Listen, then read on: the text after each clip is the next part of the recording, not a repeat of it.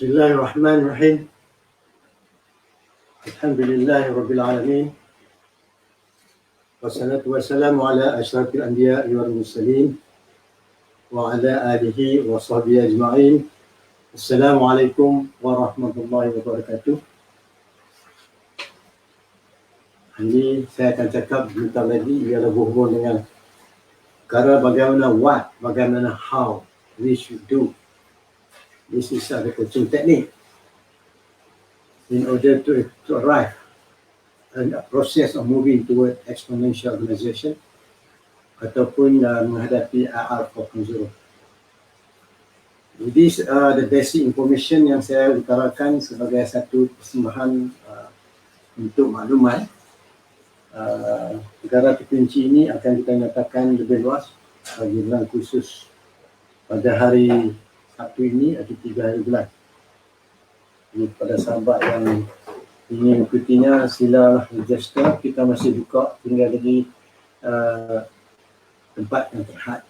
InsyaAllah jika ada sahabat-sahabat yang berminat, insyaAllah saya masih pertimbangkan, sebab kita pun menerima juga permintaan untuk mengikuti kursus pada 3 bulan ini daripada Bangladesh. Jadi kalau sekiranya tuan-tuan berminat, silalah maklumkan di PM ataupun through my personal messages di Facebook. InsyaAllah saya akan forward maklumat tertentu untuk register masih terbuka. Di samping itu juga saya ingin maklumkan bahawa ini merupakan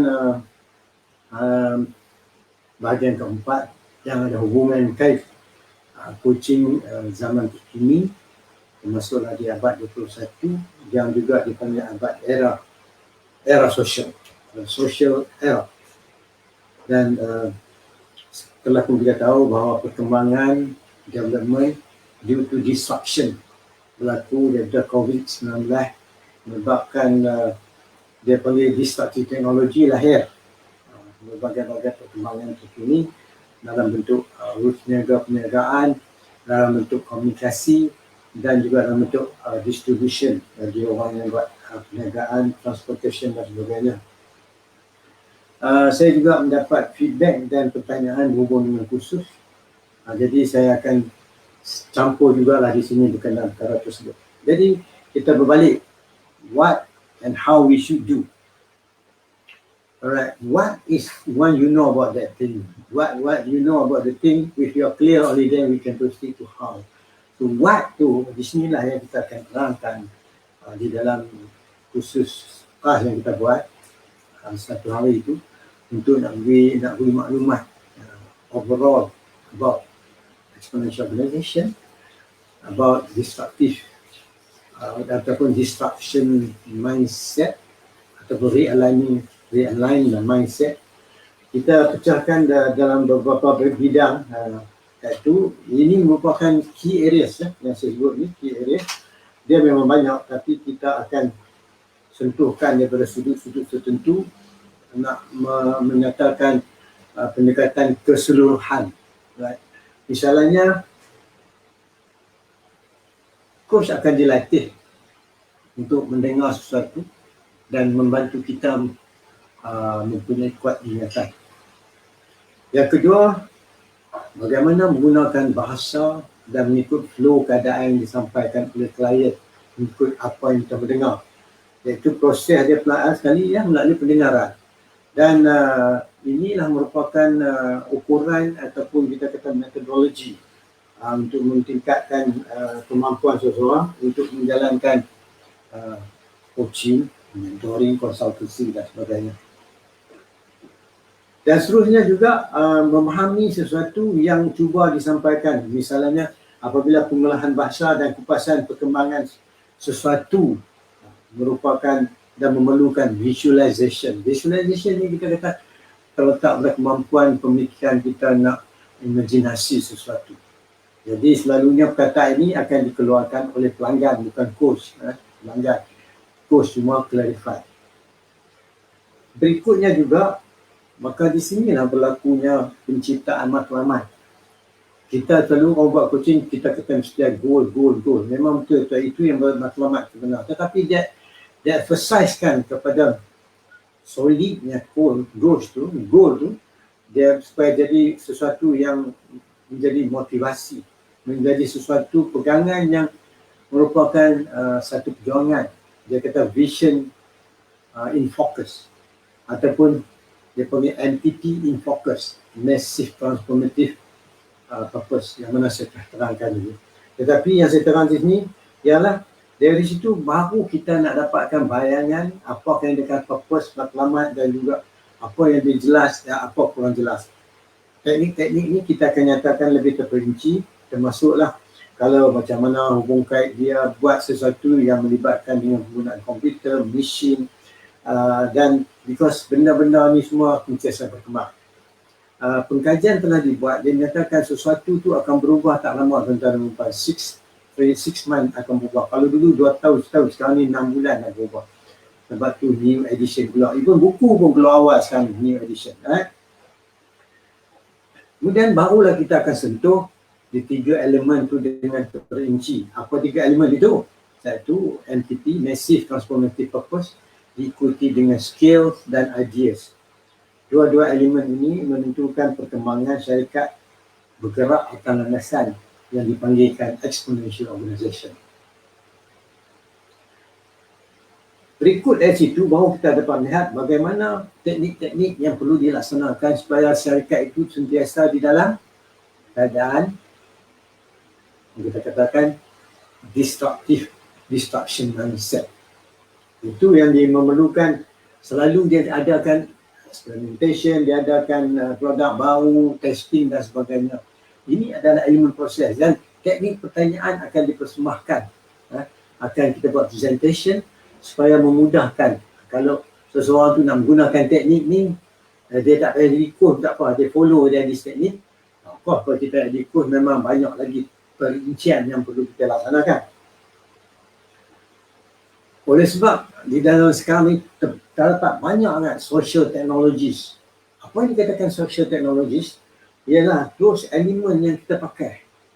Handphone, Facebook, WhatsApp, PM. Apa lagi? Kita menggunakan kita menggunakan Zoom, kita menggunakan StreamYard dan lain-lain. All these elemen dia panggil ideas ataupun dia panggil social technologies. Sebab benda ni berkait rapat dengan community dan crowd. Community dan crowd ni ialah elemen yang mana untuk memperkembangkan apa yang kita laksanakan. Alright. Macam sekarang ni, alhamdulillah, saya dah dapat banyak. My training also go even to Arabic countries, to Europe. Walaupun kita orang kecil saja di Malaysia, tapi alhamdulillah ada juga lah orang minta kan. Bukan kita pandai sangat pun, tapi permintaan kita tindakan.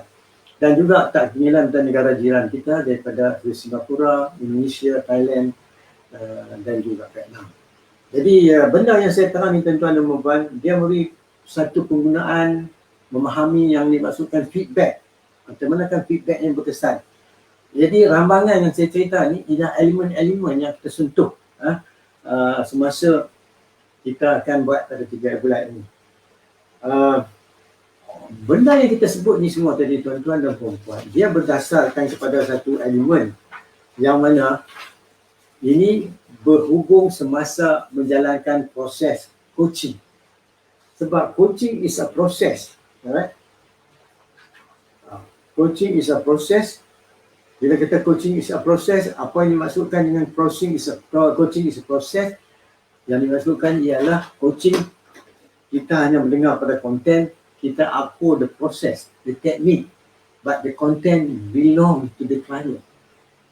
Alright, begitu juga telah hipnosis, begitu juga therapist dan sebagainya. Tetapi masing-masing ada kekuatan, kebolehan yang istimewa. Masing-masing ada hebatnya. Semua mengikut landasan keperluan mereka.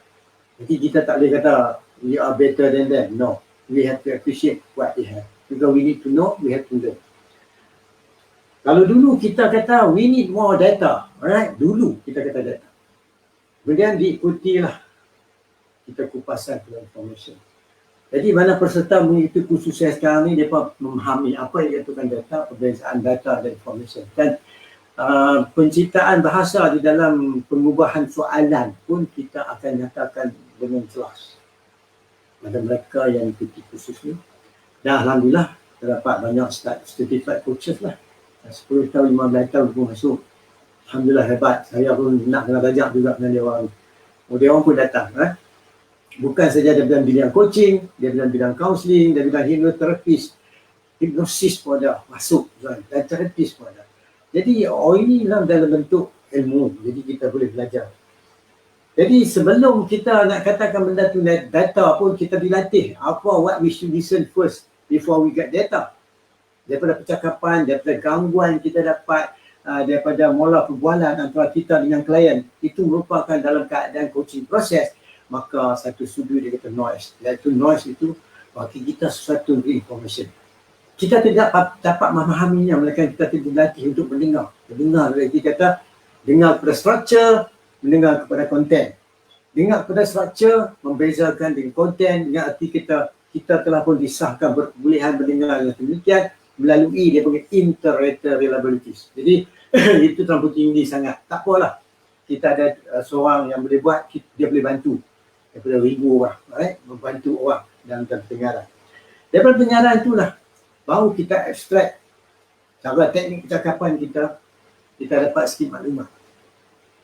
Maklumat ni lah baru kita merupakan sesuatu yang perlu diperjelaskan pada klien yang sedang menghadapi sesuatu isu.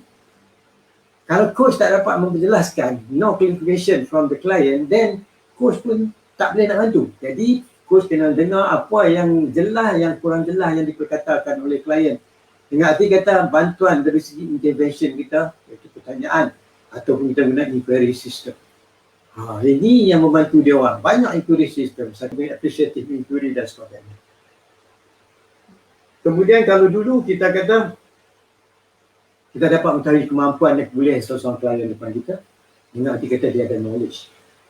Selepas kita mendengar knowledge dan sebagainya, kita cubalah kata nak derive certain thing supaya menggunakan sikit wisdom ataupun kita punya kebolehan membantu dia. Tapi daripada situ ada satu jurang gap tu membantu kita membezakan antara knowledge dan wisdom. Alright, yang dikatakan knowledge dan wisdom, itulah kita kena ada pendengaran. Pendengaran kepada 3 jenis: insight, hindsight, and hindsight, dan lagi satu kita kata kita punya perseptif. Sebab tu perlu kita memahami what being said, interpretation, kita support apa yang dia faham dengan kita kata membagi intervention supaya dapat jelas lagi maklumat yang dia mendengar daripada penyampaian. Jadi ini saya cerita ni adalah sebahagian daripada apa yang boleh anda dapati selepas ataupun di dalam kursus yang akan saya buat pada 3 bulan. InsyaAllah, saya mengeluh-elukan pada sahabat-sahabat yang ingin masuk, masih lagi saya buka walaupun nampak keadaan penuh, tapi saya izinkan selagi ada permintaan kepada peserta-peserta yang ingin, masih lagi saya boleh terima lagi, tapi tak banyaklah, limited places lagi yang ada. Jadi siapa cepat dia dapat. Jadi ini adalah orang kata key areas, perkara-perkara penting yang akan kita disentuh, yang mana ada di dalam buku tetapi susah kita nak faham. Sebab tu setengah kata ada dalam kataan tapi susah nak dapat dalam sebutan. Tapi ada dalam sebutan, tidak ada dalam kataan. Tidak ada dalam tulisan tapi ada dalam kataan. Inilah merupakan sesuatu information yang kita kena belajar. Dan setakat ini saja tuan-tuan dan puan-puan, saya cakap lebih kurang dah 19 minit, 16 minit. Saya cakap syabas kepada sahabat yang dapat masuk. Kalau ada tuan-tuan ada soalan, sila tanya. Tidak tak apa, please share what I'm saying here. Okay, sekarang ni orang masih bekerja, ada setengah nak balik dan sebagainya, supaya kesibukan sebagainya. InsyaAllah, tuan-tuan masih boleh tengok kita kata video ini dari YouTube saya. Dan saya belum delete lagi saya FB Live. InsyaAllah, yang mana telah pun saya hantar dia punya maklumat tentang penerimaan pendaftaran, saya ucapkan syabas. Kita jumpa pada 3 bulan ini, pada start 9:30 pagi. Jadi saya maaf hari ini Sebenarnya cakap saya jelas sebagainya. Ini cakap adalah menyentuh perkara-perkara yang penting dalam menuju tujuan hasrat nak pergi nak memahami exponential organization. Sekurang-kurangnya sesuatu itu boleh mengkali 3 benda, faktor-faktor yang menjayakan dia di dalam exponential organization, itu dia boleh qualify sebagai exponential organization. Jadi bukan kita yang tentukan, itu kejayaan syarikat itu sendiri. Mohon maaf tuan-tuan dan puan-puan, sekarang kekurangan itu hak saya. Yang benar sebenarnya Allah. Kita jumpa lagi tuan-tuan dan puan-puan besok. InsyaAllah. Jangan lupa kita jumpa. Assalamualaikum warahmatullahi wabarakatuh.